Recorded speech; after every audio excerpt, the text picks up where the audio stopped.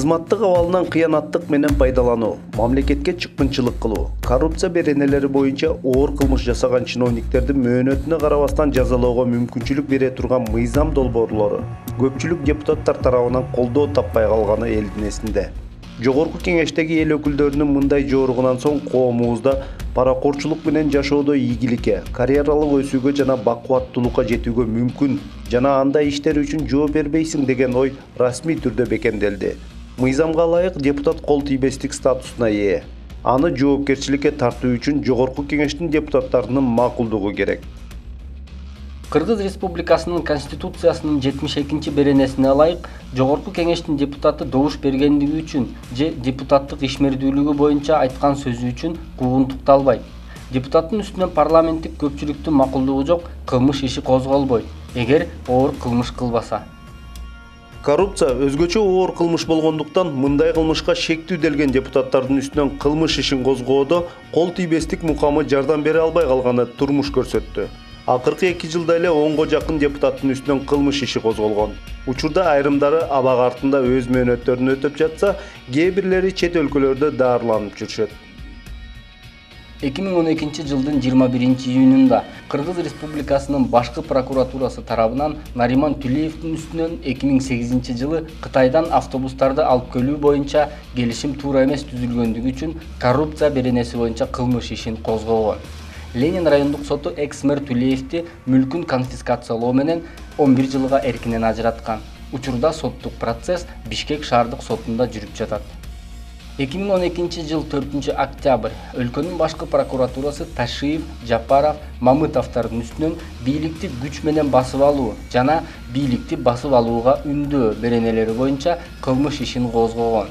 Эскерте кетсек, ага чейин Камчыбек Ташиевдин үстүнөн депутат Бахадыр Сулеймановду сабап койгондугу үчүн башкы прокуратура тарабынан 234-эм баштык беренеси боюнча кылмыш иши козгогон. 1 май райондук соту Ташиев жана Жапаровду 1,5 жылга, ал эми Мамытовду 1 жылга эркинен ажыраткан. 2013 жылдын 17-июнунда Бишкек шаардык соту 3 депутатты актап эркиндикке бошоткон.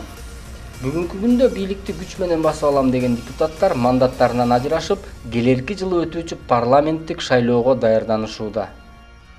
2012 жыл 22 февраль башкы прокуратура Жогорку кеңешке депутат Исхак Пирматовдун үстүнөн кылмыш ишин козгоо үчүн анын кол тийбес мукамын ажыратып берүү өтүнүчүн суранат. Анткени Пирматов 2009-2010 жылдар аралыгында Кыргыз нефтегазынын жетекчиси катары Кыргыз Мунай ачык акционердик коому менен жең ичинен сүйлөшүп, мунай продукцияларын арзан баада чыгарып берип турган. Натыйжада мамлекеттин казынасы 100 миллион сомдон ашуун зыян тарткан. Пирматовдун бюджетке тийгизген таасирине карабастан, анын кесиптештери кол тийбестик статусунан ажыратып берген эмес.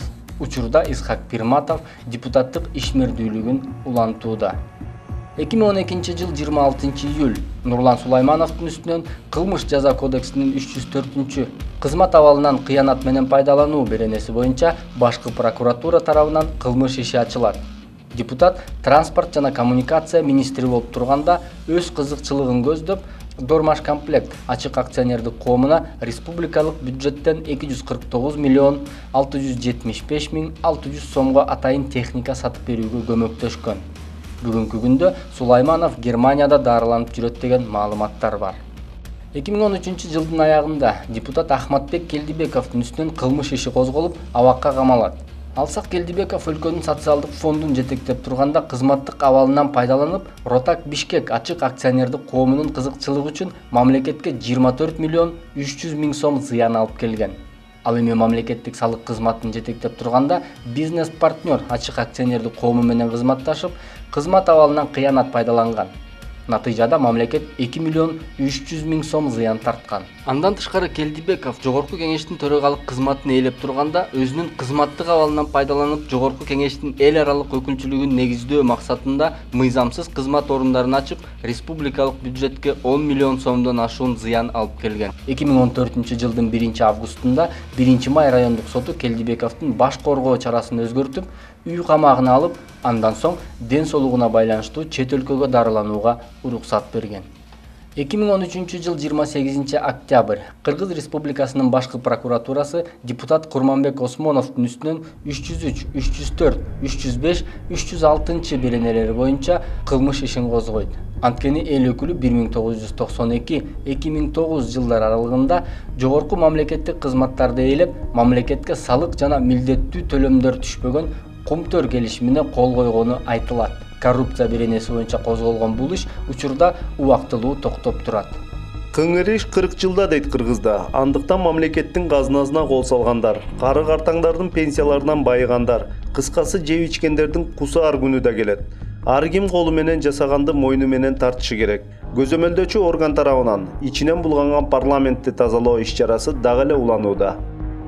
2014 жыл 25 сентябрь Ар намыс партиясынын депутаты Нурлан Төрөбековдун үстүнөн башкы прокуратура тарабынан кылмыш жаза кодексинин 166 алдамчылык жана 350 жасалма мамлекеттик документти колдонуу беренелери боюнча кылмыш иши козголгон. Тергөөнүн жүрүшүндө аныкталгандай, депутат Төрөбеков 3 даражадагы мамлекеттик кеңешчи наамын алуу үчүн 2013 жылы Кыргыз Республикасынын президентинин аппаратына жогорку билим туурасында өзүнүн дипломун сунуштаган.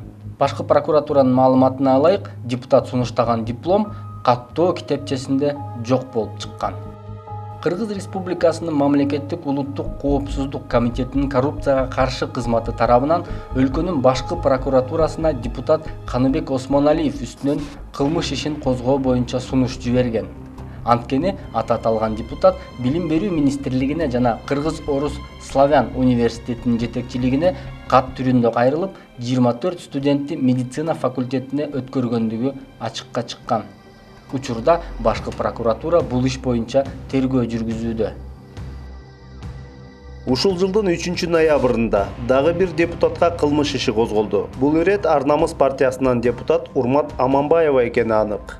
Генеральным прокурором Кыргызской Республики 27 октября 2014 жыл 3 ноябрь башкы прокуратура тарабынан депутат Урмат Аманбаеванын үстүнөн коррупция беренеси боюнча кылмыш иши козголгон. Тергөөнүн жүрүшүндө маалым болгондой, Урмат Аманбаева 2009-2013 жылдар аралыгында туберкулезга каршы Ош шаардык ооруканасынын башкы бухгалтери болуп иштеп турганда, жең ичинен оорукананын жетекчилиги менен дары-дармектердин бааларын жогорулатып турган. Натыйжада мамлекетке 17 миллион 263 миң сом зыян келген. Учурда депутат Урмат Аманбаеванын ден соолугу начарлап, Ош кардио жеке менчик медициналык борбордо даарыланып жатат. Бүгүнкү күндө кууландан соо жүрүп эле анан колунун туткагына байланыштуу камакка алынып, сурак бере келгенде эле ооруп, качып кетип же комиссия түздүрө салмай адат кыргыздын чоңдоруна көнүмүш адат болуп калды.